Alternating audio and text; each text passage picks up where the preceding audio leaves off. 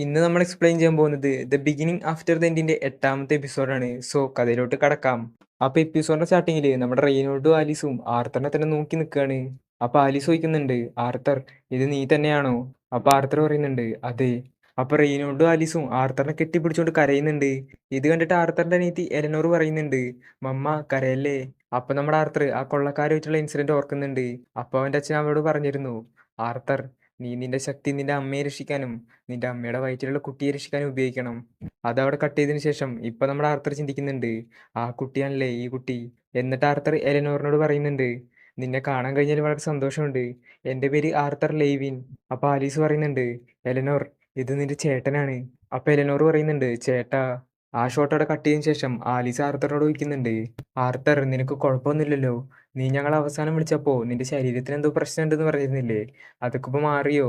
അപ്പൊ ആർത്തർ പറയുന്നുണ്ട്, അതൊക്കെ ഇപ്പൊ മാറി, എനിക്കിപ്പോ ഒരു കുഴപ്പമില്ല. അപ്പൊ ആലീസ് പിന്നെയും ചോദിക്കുന്നുണ്ട്, നീയൊന്നും കഴിക്കാറില്ലേ? നീ ആകെ മെലിഞ്ഞു പോയല്ലോ. അപ്പൊ റെയ്നോൾഡ് പറയുന്നുണ്ട്, ആലീസ് നീ അവന് കുറച്ച് സമയം കൊടുക്ക്, അവനിപ്പോ വന്നതല്ലേ ഉള്ളൂ. അപ്പൊ ആലീസ് പറയുന്നുണ്ട്, അത് ശരിയാണ്, സോറി. എന്നിട്ട് ആലീസ് എലനോറിനോട് പറയുന്നുണ്ട്, എലനോർ നീ കിടക്കുന്നതിന് മുമ്പ് ഞങ്ങൾ നിനക്ക് നിന്റെ ചേട്ടനെ കുറിച്ച് പറഞ്ഞു തരാറില്ലേ? അപ്പൊ എലനോർ പറയുന്നുണ്ട്, ചേട്ടാ.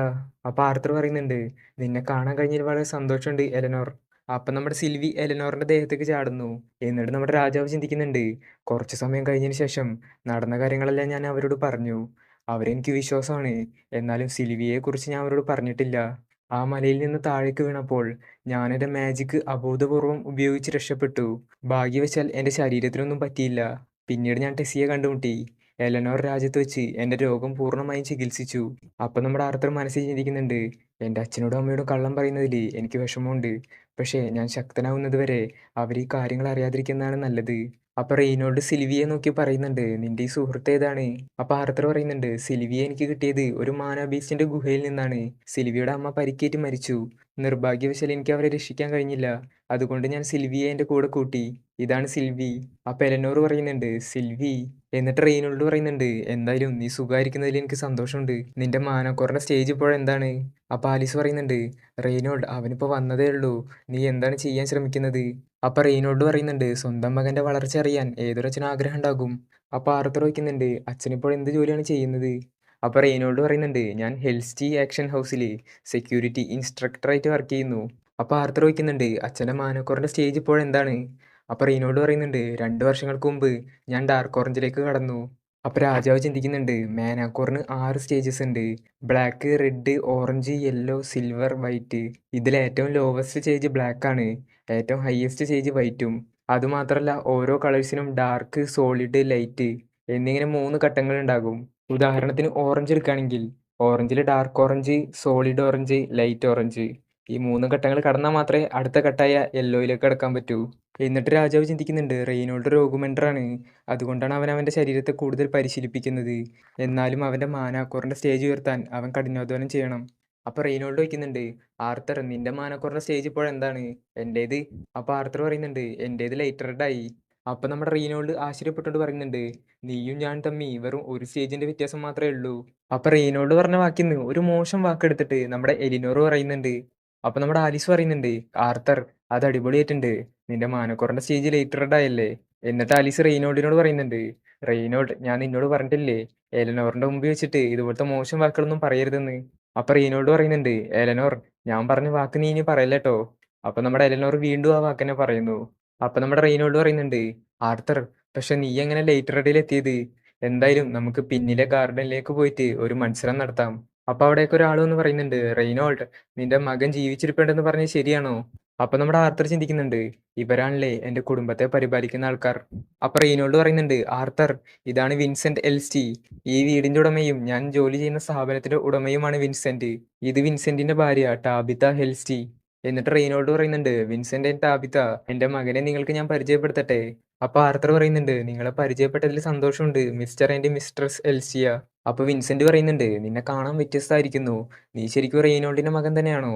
അപ്പൊ ആർത്തർ പറയുന്നുണ്ട്, പലപ്പോഴും ഞാനത് കേൾക്കാറുണ്ട്. പക്ഷെ ഞാൻ റെയ്നോൾഡിന്റെ മകൻ തന്നെയാണ്. അപ്പൊ ടാബിത പറയുന്നുണ്ട്, ആർത്തർ ഇതെന്റെ മകൾ ലിലിയ. അപ്പൊ ആർത്തർ പറയുന്നുണ്ട്, നിങ്ങളെ പരിചയപ്പെട്ടതിൽ സന്തോഷമുണ്ട് ലിലിയ. അപ്പോഴാണ് ലിലിയ സിൽവിയെ ശ്രദ്ധിക്കുന്നത്. അപ്പോൾ അവള് പറയുന്നുണ്ട്, ആർത്തർ ഞാൻ നിന്റെ പെറ്റിനൊന്നും തൊട്ടോട്ടെ? അപ്പൊ ആർത്തർ പറയുന്നുണ്ട് അതിനെന്താ തൊട്ടോളൂ. അപ്പൊ റീനോട് പറയുന്നുണ്ട് ആർത്തർ ഇത് ഇവന്റെ വീടാണ്, എന്തെങ്കിലും നശിപ്പിക്കുന്നതിന് മുമ്പ് നീ സ്വയം പരിചയപ്പെടുത്തണം. അപ്പൊ വിൻസെന്റ് ചോദിക്കുന്നുണ്ട് നശിപ്പിക്കാനോ? അപ്പൊ റീനോട് പറയുന്നുണ്ട് അതെ, ഞങ്ങൾ പുറകിലെ ഗാർഡനിലേക്ക് ഒരു മത്സരത്തിനായി പോവാണ്. സോ ആ ഷോട്ട് അവിടെ കട്ട് ചെയ്തതിനു ശേഷം നമ്മുടെ റെയ്നോൾഡും ആർത്തറും മത്സരം തുടങ്ങുന്നതിന് മുമ്പ് വാമപ്പ് ചെയ്തോണ്ടിരിക്കുകയാണ്. അപ്പൊ വിൻസെന്റ് പറയുന്നുണ്ട് ഇവര് ശരിക്കും മത്സരം നടത്തുകയാണല്ലേ. ആർത്തറിന്റെ മാനക്കോറ് ലൈറ്റ് റെഡ് ആണെന്ന് നീ പറഞ്ഞത് ശരിയാണോ ആലീസ്? അപ്പൊ ആലീസ് പറയുന്നുണ്ട് ആദ്യം കേട്ടപ്പോ ഞാനും അത്ഭുതപ്പെട്ടു പോയി, പക്ഷെ അവൻ കാര്യങ്ങളെല്ലാം വളരെ പെട്ടെന്ന് പഠിക്കും. അപ്പൊ വിൻസെന്റ് പറയുന്നുണ്ട് എട്ടാമത്തെ വയസ്സിൽ അവന്റെ മാന അവയ്ക്ക് ചെയ്ത്, എന്നിട്ട് അവൻ 3 സ്റ്റേജസ് കടന്നെന്നോ? അപ്പൊ ആലീസ് പറയുന്നുണ്ട് എന്തായാലും അവന് നുണ പറയേണ്ട കാര്യമൊന്നുമില്ലല്ലോ. അപ്പൊ വിൻസെന്റ് പറയുന്നുണ്ട് സൈറസ് അക്കാദമിയിൽ പഠിക്കുന്ന കുട്ടികൾക്ക് 11ഓ 12ഓ വയസ്സായാൽ പോലും അവർക്ക് ഡാർക്ക് റെഡിൽ എത്താൻ കഴിഞ്ഞിരുന്നില്ല. അപ്പൊ റെയ്നോൾഡ് പറയുന്നുണ്ട് എന്നാ നമുക്ക് തുടങ്ങിയാലോ, നീ പണ്ട് കണ്ട ആളല്ല ഞാനിപ്പോ. അപ്പൊ ആർത്തർ പറയുന്നുണ്ട് ഞാനും. അങ്ങനെ അവരുടെ ഫൈറ്റ് തുടങ്ങുന്നു. ആദ്യം റെയ്നോൾഡിന്റെ അറ്റാക്കുകളൊക്കെ നമ്മുടെ ആർത്തർ തടയുന്നു. അതിനുശേഷം ആർത്തർ തിരിച്ച് അറ്റാക്ക് ചെയ്യുന്നു. അത് തടഞ്ഞുകൊണ്ട് റെയ്നോൾഡ് പറയുന്നുണ്ട് പോരാ, നിനക്ക് ഇനിയും മുന്നോട്ട് പോകാനുണ്ട്. അപ്പൊ നമ്മുടെ ആർത്തർ അവിടുന്ന് ചാടിച്ച് റെയ്നോൾഡിനെ അറ്റാക്ക് ചെയ്യുന്നു. എന്നിട്ട് ചോദിക്കുന്നുണ്ട് ഇപ്പോഴെന്താ പറയാനുള്ളത്? അപ്പൊ റെയ്നോൾഡ് പറയുന്നുണ്ട് കൊള്ളാം, ഞാൻ എന്റെ ജാഗ്രത ഒന്ന് കൈവിട്ടപ്പോ നീ എന്നെ അറ്റാക്ക് ചെയ്തു, പക്ഷേ ഇനി തൊട്ട് ഞാനും സീരിയസ് ആവാൻ പോവാണ് എന്ന് പറഞ്ഞിട്ട് റെയ്നോൾഡിന്റെ എലമെന്റായ ഫയർ എലമെന്റ് പുറത്തെടുക്കുന്നു. അപ്പൊ നമ്മുടെ രാജാവ് ചിന്തിക്കുന്നുണ്ട് ഈ വേൾഡിലെ മേജസിന് അവർക്ക് അനുയോജ്യമായ എലമെന്റ്സ് ഉണ്ട്. കോൺജുറേഴ്സിന് അവർക്ക് അനുയോജ്യമായ എലമെന്റ്സിനെ തിരിച്ചറിയാനും അതുപോലെ അവയെ കൺട്രോൾ ചെയ്യാനും കഴിയും. മറുവശത്ത് ഓഗുമെന്റേഴ്സിനാണെങ്കിൽ അവർക്ക് എലമെന്റ്സിനെ തിരിച്ചറിയാൻ കഴിയില്ല. പക്ഷെ ഒരു നിശ്ചിത ഘട്ടം എത്തിയാൽ അവർക്ക് അനുയോജ്യമായ എലമെന്റ്സിനെ അവർക്ക് മനസ്സിലാക്കാൻ കഴിയും. എന്റെ പഴയ വേൾഡില് മാനക്ക് സമാനമായ ഒരു ശക്തി ഉണ്ടായിരുന്നു. അതിന്റെ പേരാണ് കീ. എലമെന്റ്സിൽ നിന്ന് വ്യത്യസ്തമായി അതിൽ നമ്മുടെ ശക്തി നമുക്കെന്നെ തിരഞ്ഞെടുക്കാം. പക്ഷേ അതിന് കഴിവും പരിശ്രമവും അത്യാവശ്യമാണ്. അതിവിടുത്തെ ഓഗുമെന്റേഴ്സിന് സമാനമാണ്. ഞാൻ ഈ ലോകത്ത് ജനിച്ചത് മുതൽ എനിക്ക് നല്ല ഭാഗ്യമുണ്ട്. ഞാൻ കെട്ടിപ്പടുത്തതെല്ലാം ഇതാണ്. എന്നിട്ട് നമ്മുടെ ആർത്തർ പറയുന്നുണ്ട് ഞാനും എന്റെ കഴിവിന്റെ പരമാവധി പുറത്തെടുക്കും. എന്നിട്ട് അവന്റെ കഴിവെല്ലാം പുറത്തെടുത്തുകൊണ്ട് റെയ്നോൾഡിനെ അറ്റാക്ക് ചെയ്യാൻ പോകുന്നു. ആ ഫൈറ്റിൽ റെയ്നോൾഡിന്റെ ശക്തി കാരണം നമ്മുടെ ആർത്തർ തെറിച്ചു വീഴുന്നു. അപ്പൊ അവൻ ചിന്തിക്കുന്നുണ്ട് കീയെക്കുറിച്ചുള്ള എന്റെ ഓർമ്മകൾ മുത്തശ്ശനോടൊപ്പമുള്ള പരിശീലനത്തെ കൂടുതൽ ഫലപ്രദമാക്കി. അതിനുശേഷം അവനോട് മുത്തശ്ശൻ പണ്ട് പറഞ്ഞൊരു കാര്യം ഓർക്കുന്നുണ്ട് ആർത്തർ, നീ ഇപ്പോൾ ഫയർ എലിമെന്റ് നന്നായി കൈകാര്യം ചെയ്യാൻ പഠിച്ചു കഴിഞ്ഞു. ഇനി നമുക്ക് അതിനപ്പുറം പോവാം. അപ്പൊ ആർത്തർ പറയുന്നുണ്ട് അതിനപ്പുറമോ? സോ ഇനി ഞാൻ പറയാൻ പോകുന്നത് ഈ എപ്പിസോഡിൽ ഇല്ലാത്ത കാര്യങ്ങളാണ്. മാജിക്കിന് 4 എലിമെന്റ്സ് ഉള്ള കാര്യം അറിയാലോ. Fire, water, wind, earth. ഈ 4 എലിമെന്റ്സിനും അതിൻ്റെതായ ഹയർ ഫോംസ് ഉണ്ട്. അതായത് ഫയറിന് ലൈറ്റനിങ്, അതുപോലെ വാട്ടറിന് ഐസ്, വിൻഡിന് സൗണ്ട്, എർത്ത് അഥവാ ഭൂമിക്ക് ഗ്രാവിറ്റി. ഇങ്ങനെ ഹയർ ഫോംസ് ഉണ്ട്. ഈ ഹയർ ഫോംസ് എല്ലാ മേജസിനും കൺട്രോൾ ചെയ്യാൻ പറ്റില്ല. അവരുടെ ഫൗണ്ടേഷൻ എലമെന്റ് അത് പഠിച്ചതിന് ശേഷമേ അതിന്റെ ഹയർ ഫോമിലേക്ക് കടക്കാൻ പറ്റൂ. ഉദാഹരണത്തിന് ഫയർ എലമെന്റ് പഠിച്ചതിന് ശേഷമേ ഫയറിന്റെ ഹയസ്റ്റ് ഫോമായ ലൈറ്റനിങ് പഠിക്കാൻ പറ്റുള്ളൂ. സോ അത്തരം മേജസിനെ ഡെവിയൻസ് എന്ന് വിളിക്കുന്നു. സോ ഇനി നമുക്ക് എനിമിയിലേക്ക് തന്നെ തിരിച്ചു വരാം. അപ്പൊ നമ്മുടെ ആർത്തർ അവന്റെ ലൈറ്റനിങ് ശക്തി പുറത്തെടുക്കുകയാണ്. ഇത് കണ്ടിട്ട് റെയ്നോൾഡ് പറയുന്നുണ്ട് ഹയ്യർ ഫയർ മാജിക്. അപ്പൊ നമ്മുടെ ആർത്തർ പറയുന്നുണ്ട് ഇത്ര നേരത്തെ തന്നെ സർപ്രൈസ് ആവണ്ട, ഒരു കാര്യം കൂടി ഉണ്ട് എന്ന് പറഞ്ഞിട്ട് അവൻ അവിടെ ഉണ്ടായിരുന്ന വെള്ളത്തെ കൺട്രോൾ ചെയ്തുകൊണ്ട് അത് ഉപയോഗിച്ചിട്ട് റെയ്നോൾഡിനെ അറ്റാക്ക് ചെയ്യുന്നു. അപ്പൊ വിൻസെന്റ് പറയുന്നുണ്ട് വാട്ടർ എലമെന്റ്. അപ്പൊ റെയ്നോൾഡ് ആർത്തറിനെ കെട്ടിപ്പിടിച്ചോണ്ട് പറയുന്നുണ്ട് അതൊരു അടിപൊളി ടെക്നിക്കായിരുന്നു ആർത്തർ, നീ ഇത് എപ്പോഴാണ് പഠിച്ചത്, എങ്ങനെയാണ് പഠിച്ചത്, ഇനി എന്തൊക്കെ നിനക്ക് ചെയ്യാൻ കഴിയും? അപ്പൊ ആർത്തർ പറയുന്നുണ്ട് ഞാനിത് എടുത്താണ് പഠിച്ചത്, എന്നാലും ഇതിനെ ഞാൻ നിയന്ത്രിക്കുന്നത് കഷ്ടിച്ചാണ്. സോ അപ്പൊ അവിടേക്ക് എലനോറ എന്ന് പറയുന്നുണ്ട് അച്ഛാ, അച്ഛന് കുഴപ്പമൊന്നുമില്ലല്ലോ. സോ ഇതൊക്കെ കണ്ടിട്ട് നമ്മുടെ വിൻസെന്റ് പറയുന്നുണ്ട് ഞാനിപ്പോഴെന്താണ് കണ്ടത്, എനിക്കെന്തേലും കുടിക്കാൻ തരൂ. അപ്പൊ ടാബിത പറയുന്നുണ്ട് ആർത്തർ ഒരു സാധാരണ കുട്ടിയല്ല, അവനൊരു ജീനിയസ് ആണ്. അപ്പൊ നമ്മുടെ ലിലിയെ ആർത്തറിനെ തന്നെ നോക്കിക്കൊണ്ടിരിക്കുകയാണ്. സോ ആ ഷോട്ട് അവിടെ കട്ട് ചെയ്തതിന് ശേഷം വിൻസെന്റ് റെയ്നോൾഡിനോട് പറയുന്നുണ്ട് നിന്റെ മകന് നല്ലൊരു ഭാവിയുണ്ട്. അപ്പൊ റെയ്നോൾഡ് പറയുന്നുണ്ട് എനിക്കതറിയാം, അവന്റെ 3ാമത്തെ വയസ്സിൽ എന്നെ മാനാവയ്ക്കായത് തൊട്ട് എനിക്കറിയാം അവനൊരു നല്ല ഭാവി ഉണ്ടാവുമെന്ന്. അപ്പൊ ടാബിത്ത ചോദിക്കുന്നുണ്ട് 3ാമത്തെ വയസ്സിലോ? അപ്പൊ ആലീസ് പറയുന്നുണ്ട് അങ്ങനെയാണല്ലോ ഞങ്ങളുടെ വീട് തകർന്നത്. അപ്പൊ റെയ്നോൾഡിനോട് വിൻസെന്റ് ചോദിക്കുന്നുണ്ട് റെയ്നോൾഡ്, ആർത്തറിനെ സൈറസ് അക്കാദമിയിൽ ചേർക്കുന്നതിനെ കുറിച്ച് നിനക്ക് എന്താണ് അഭിപ്രായം?